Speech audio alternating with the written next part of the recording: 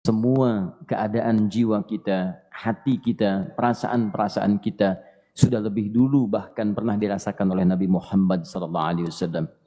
Kalau Anda pernah gelisah, Nabi dulu pernah gelisah. Kalau Anda bahagia, Nabi juga pernah bahagia.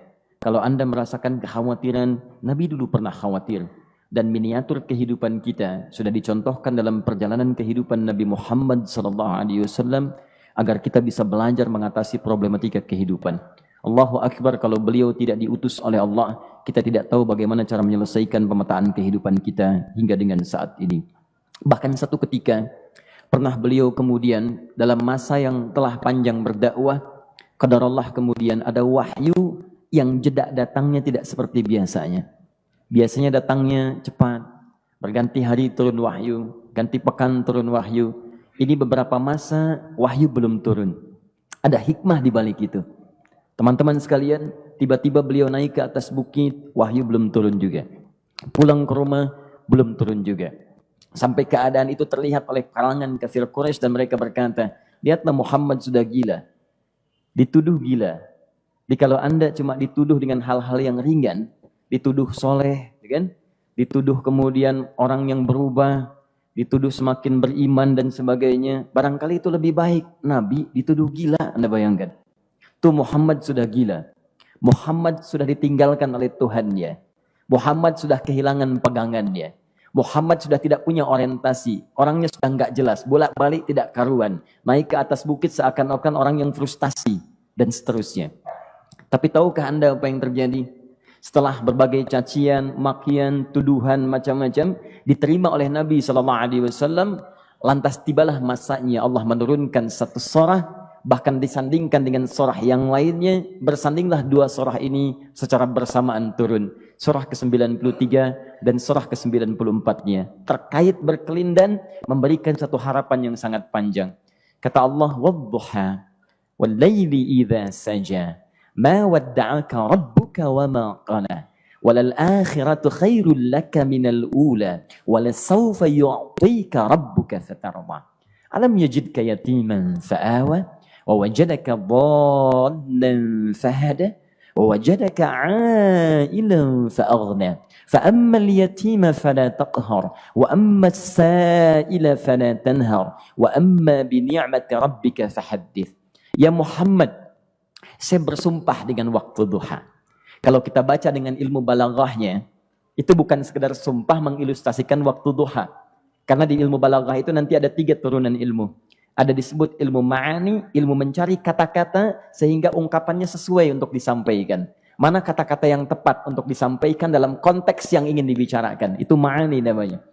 Kemudian setelahnya ada ilmu bayan, bagaimana mengemas kosakata yang bagus ini sehingga bisa disampaikan dengan jelas, orang tidak bingung menerimanya, paham maksudnya.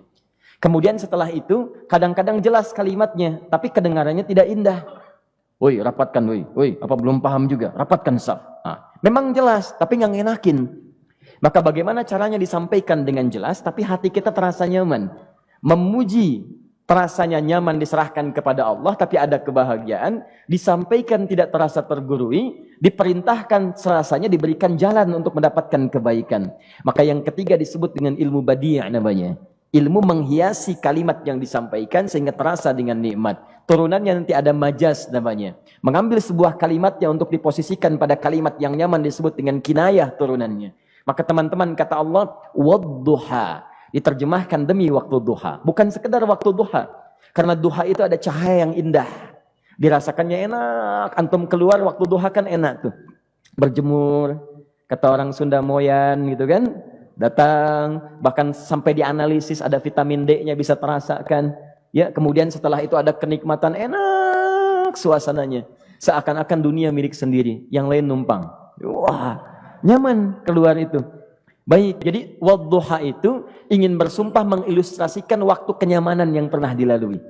Kalau dalam bahasa tafsir yang luasnya, saya bersumpah Muhammad, demi segala kenikmatan yang pernah engkau rasakan dalam hidupmu, seperti engkau merasakan cahaya duha itu. Engkau pernah senang, saya bersumpah dengan kesenanganmu. Engkau pernah tenang, saya bersumpah dengan ketenanganmu. Engkau pernah nyaman, saya bersumpah dengan kenyamanan yang pernah engkau rasakan. Wal laili idza saja. Dan aku pun bersumpah demi gelapnya malam. Demikian terjemahannya. Bukan sekedar gelapnya malam, saja itu sesuatu yang pekat. Ya, ini belakang kelihatan agak gelap nih. Untuk memberikan proyek, kesini aja Pak, saya cuma ngasih contoh ini. Contoh. Saya bukan mengeluh, bukan, ingin memberi contoh. Ya, contoh pada ilustrasi yang mau saya sampaikan. Nggak apa-apa, biarkan saja. Saya mau contoh kasih kata saja. Ya, ini belakang agak gelap untuk memproyeksikan cahaya ke sini. Tapi yang mau saya sampaikan, kalau gelapnya begitu pekat, semua cahaya ini nggak ada. Cahaya nggak ada nih, sama sekali tidak kelihatan. Saya mau tanya pada Anda, beraktivitasnya mudah atau sulit? Mudah nggak menemukan sendal Anda di luar? Belum tentu. Menemukan jalan keluar pun belum tentu mudah. Anda mesti meraba-raba jalan. Anda mesti kemudian melihat sesuatu dengan pandangan mata hati Anda. Raba, dan sebagainya. Sampai menemukan jalan itu pun belum tentu benar. Itulah yang disebut dengan gelapnya malam saja pekat. Kadang-kadang ada orang yang menghadapi satu kesulitan yang pekat, suasananya siang, cuman karena masalahnya begitu pekat seakan-akan membuat diri dia gelap. Jalan susah, limbung gitu. Kenapa gelap ya? Padahal terang. Karena masalah menggelimuti dirinya seakan-akan dia diselimuti masalah yang gelap. Bimbang dia. Makan gak enak, minum gak nyaman, dan seterusnya. Ya, biasanya makan ayam tenang, ini dikasih yang lebih enak juga rasanya pahit. Gak enak zamannya.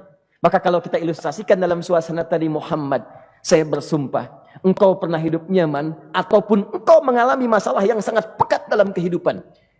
Engkau alami sesuatu yang dahsyat, sampai engkau bingung, bimbang, pekat, mereka menuduhmu dengan macam-macam. Ma wadda'aka rabbuka wa ma qala. Saya pastikan kepadamu, dalam keadaan nyamanmu seperti dulu, ataupun engkau bimbang seperti sekarang, Tuhanmu tidak akan pernah meninggalkanmu ataupun menuduhmu gila. Orang-orang yang dekat dengan Allah Subhanahu wa Ta'ala, maka Allah akan menjaganya, baik dalam keadaan yang tenang dan nyaman, ataupun dalam kesulitan yang luar biasa. Walal akhiratu khairul laka minal ula. Nanti saya akan tunjukkan kepadamu, jika kamu telah tabah dan sabar menerima cacian mereka, menerima tuduhan mereka, nggak apa-apa, ini kan muqaddimah. Masa kamu masih panjang. Kamu masih panjang dalam berdakwah, kehidupan kamu masih panjang membawa tugas dan misi. Kalau kamu belum bersabar pada yang sekarang, bagaimana dengan yang di masa depan? Tapi saya pastikan kepadamu, jangankan yang seperti ini, masalah pekat yang paling hebat pun kamu akan hadapi, yang membuat kamu sedemikian sulit, lebih daripada ini, yakinkan pada jiwamu, aku tidak akan pernah meninggalkanmu. Ini prinsip dalam kehidupan kita. Jika Anda menggantungkan hidup kepada Allah, Anda bersandar dengan baik kepada Allah, maka ayat ini akan mengatakan, teman-teman sekalian, Allah tidak akan pernah meninggalkan Anda dalam setiap kehidupan Anda. Nanti, sekarang perjuangan, kata Allah, walal akhiratu khairul laka minal ula. Nanti saat kamu tiba di akhirat, saya akan tunjukkan kepadamu, ada yang lebih hebat yang tidak pernah engkau rasakan sebelumnya saat di bumi. Tidak akan ada lagi kesulitan yang kamu hadapi. Tidak akan ada lagi cacian yang kamu kemudian hadapi. Tidak ada lagi kemudian tuduhan yang kemudian kamu rasakan. Aku akan berikan apapun yang kamu inginkan sampai kamu puas. Wala sawfa yu'tika rabbuka fatarda. Nanti kamu pengen apapun, aku berikan. Kalau saufa masih ada jeda, ya. Kalau bahasanya wa yu'tika mungkin seketika. Tapi ketika mengatakan saufa, artinya bukan saat ini Muhammad. Sekarang pun aku berikan, tapi nanti yang di akhirat aku berikan sampai kamu merasa puas. Ayo minta apa saja. Hadir, hadir, hadir, hadir. Tapi yang paling indah, kalau kamu tidak percaya, alam yajidka yatiman sa'awa. Cobalah ingat, kalau sekarang sedang susah, coba ingat dulu. Bukankah saat kamu yatim, aku yang merawat sampai kamu tidak merasakan kegelisahan itu? Lahir bapak tidak ada, aku cukupkan dengan kakek. Kakek meninggal, aku hadirkan ibu dan paman hadir di sekitaranmu. Ibu meninggal, ada kakek. Kakek meninggal, ada paman. Dan Khadijah hadir di sekitaranmu. Bukankah aku rawat pada saat itu? Wajadaka dhallan fahada. Kamu sedang bingung, sedang susah, bukankah sering aku berikan petunjuk kepadamu? Wajadaka ailan fa'aghna. Kamu merasakan kesulitan, lahir dalam keadaan yatim, tidak ada pendukung, maka aku jadikan kaya. Bukankah saat kamu menikah dengan Khadijah, aku tambahkan lagi pendukung untuk misi dakwahmu?